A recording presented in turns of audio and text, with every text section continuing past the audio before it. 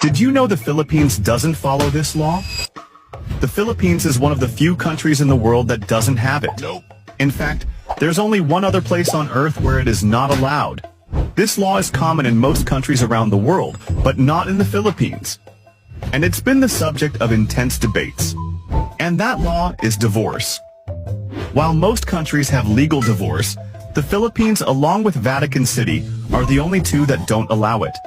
This is mainly due to the powerful influence of the Catholic Church, which views marriage as a sacred and unbreakable bond. The Philippines offers legal separation and a complicated annulment process, but divorce is still not an option. Should the Philippines stay this way, or is it time for change? Let me know in the comments.